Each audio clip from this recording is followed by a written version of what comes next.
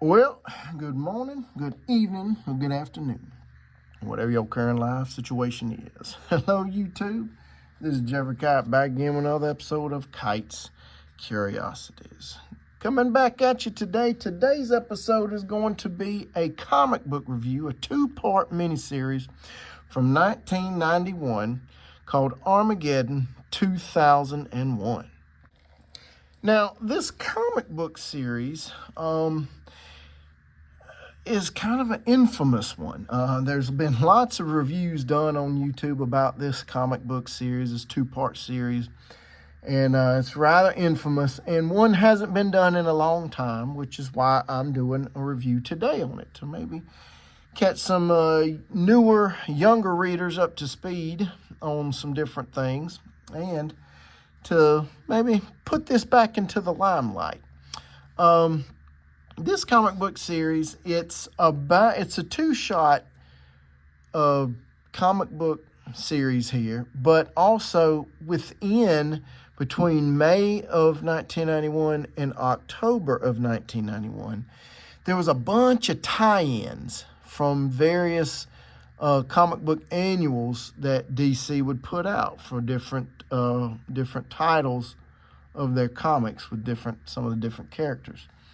I did not read the tie-ins. I did some research and thought, well, couldn't I just read DC Armageddon 2001 Special Number 1 and DC Armageddon 2001 Special Number 2 and just basically get the whole gist of the story? And that's what you can do. Don't stress yourself out. You ain't got to chase all the manuals unless you just want to. But the basic story is this story takes place in the year the beginning of this story takes place in the year 2031, 30 years after the year 2001, where an Armageddon type event took place where all the superheroes were killed off by this evil entity right here known as Monarch. And Monarch is a mysterious, evil villain. He is a protagonist in the story, a main character. And he has basically taken over the world and controls all things like economics, technology, private industry, business, all kind of things. And that's what he does right here. He is taking over all of that space, and there's no other superheroes to fight him because he kills them all. He kills them all off. And there is one guy who, without giving much of the story away, he is dedicated and commits himself to finding out who this Monarch is and how he can be stopped. And he gets the idea of going back in time. And this hero protagonist is a guy by the name of Matthew Ryder. Now, Matthew Ryder, through a series of events, becomes a time-traveling superhero by the name of, right here, Wave Rider. And Wave Rider is this guy right here. Let's see if I can't zoom in. Get you a better close-up of Wave Rider. There we go. There's Wave Rider. So there's your good look of Wave Rider right there. And Wave Rider, what he does basically is he travels through time and he's trying to find out who Monarch is. Where did Monarch come from? Where did he get his powers? How can we prevent Monarch from rising up in the first place? And how can he be stopped before the big Armageddon takes place? So that is the whole gist of the story.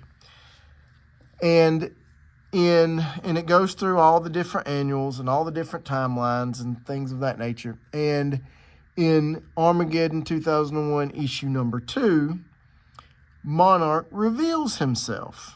And this is where the controversy comes in.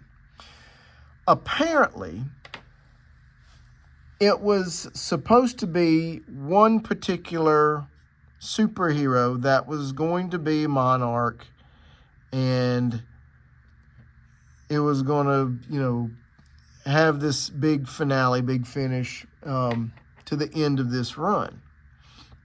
Well, what happened was somehow somebody, and I've researched this and I've tried to find it, and I can't find out how this got leaked or who leaked the information, but the surprise ending was ruined. It got leaked, and people figured out who Monarch was by reading the annuals, by figuring out different little things. And so it got leaked who Monarch's identity was. Well, DC wanted to save face. They were like, oh gosh, people done figured it out. This information got leaked. We have to rewrite the story, the end of the story, come up with a new person that turns out to be Monarch, and completely rewrite and change the ending. And a lot of people were dissatisfied with that. That's where the story kind of goes wrong, and it gets sideways and wonky, and the ending, it kind of leaves you a little empty and unsatisfied and unfulfilled and kind of confused. Like, the best way I could describe it is the ending of the movie Easy Rider. If you've ever seen that movie Easy Rider, it's a very shocking sudden end, and it just leaves you with the question of, okay, now what? What is that the end of the story? Is that the end of the movie? Who did this? Who was responsible for these things? What's going to happen next? Is that all there is? And it just kind of leaves you kind of,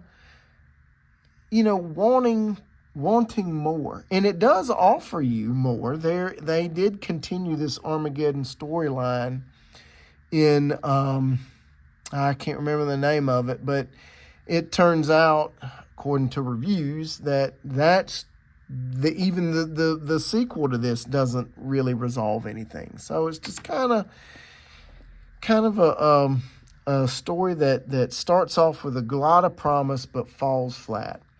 If you go on to Goodreads.com, most of the people that rank this story has an overall rank score of 3.16 on a scale of 5, which I don't know what that means. I'm a percentage guy, so I took 3.16 and I divided it by 5, and I came up with 63.2%.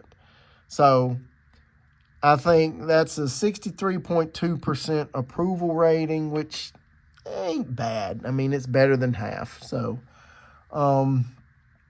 it does leave you kind of wanting for more, and just kind of like, this could have been better. But if you just want some good dollar bin, early 90s cheesy goodness to read, I recommend it. Just don't get too disappointed with the ending, because it's not very good. Leaves a lot of open questions, but